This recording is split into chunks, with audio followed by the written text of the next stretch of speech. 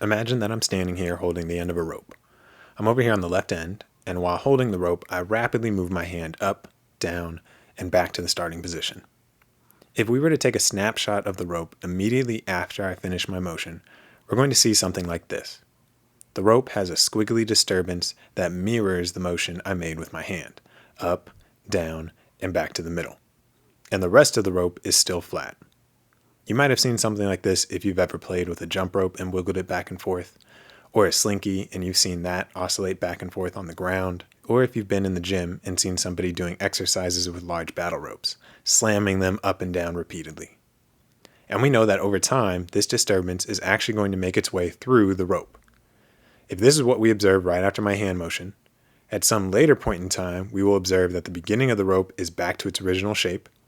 The squiggly disturbance has made its way further down the rope, and it will keep traveling in this direction until it reaches the end of the rope.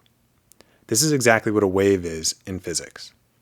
A wave is a disturbance, in this case, the squiggle in the rope caused by my hand motion, and that disturbance can propagate. It can travel or move in a particular direction. So, a wave is a disturbance that can propagate. This particular example is called a mechanical wave. It's called a mechanical wave because the disturbance is traveling through a medium, in this case the rope. So mechanical waves travel through a medium. One important point about waves that is worth noting right now is that waves transfer energy without transferring matter. So what that means is that the disturbance that is moving here, this squiggly shape, is moving through the rope, but it isn't moving the rope to a different position. Any part of the rope might go up and down as the wave travels through that section, but the rope itself is not going anywhere. Rather, it's the kinetic energy imparted to the rope by my hand that is transferring from particle to particle and making its way through the rope. So, waves transfer energy, but not matter. So in my first example, I only jerked my hand up and down once, which created a single wave pulse that moved through my rope.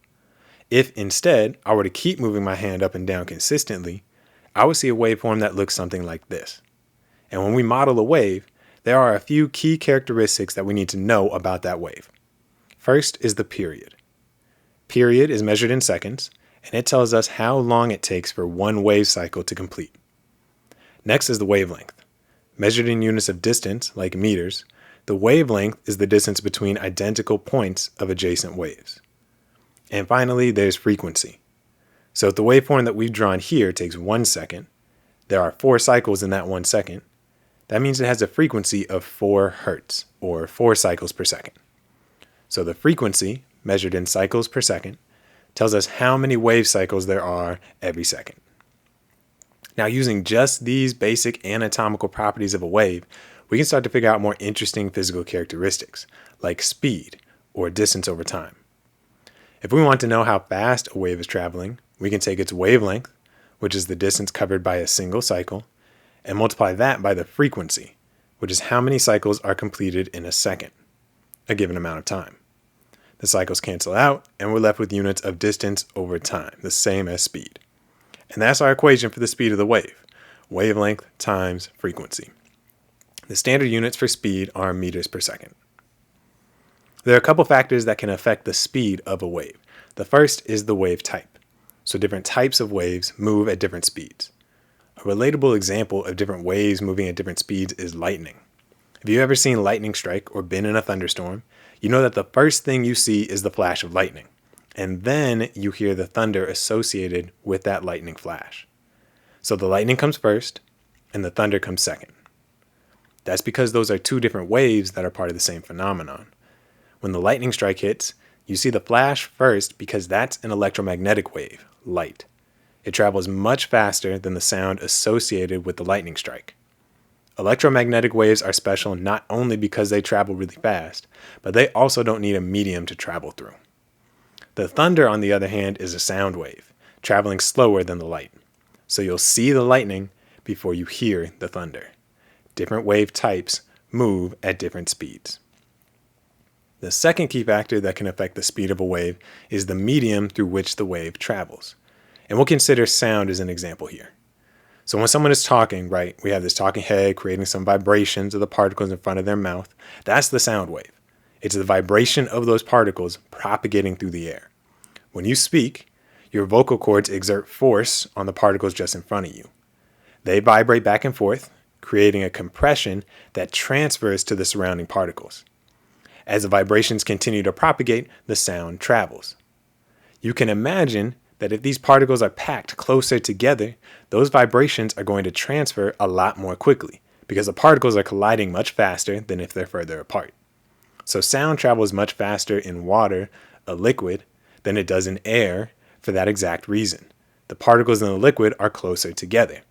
Since they're closer compacted, they collide more, and the propagation of the wave happens faster. So different waves move at different speeds, and the medium through which a wave travels can also affect the speed of a wave. All right, so let's try to summarize all this information. We have waves, a wave, a disturbance that can propagate, and it has a few key characteristics. There's the period, or how long it takes one cycle to complete. There's the wavelength, the distance between identical points on two waves that are next to each other, and the frequency, which is how many wave cycles complete in 1 second. In this case, we have 2 cycles in 1 second for a frequency of 2 hertz.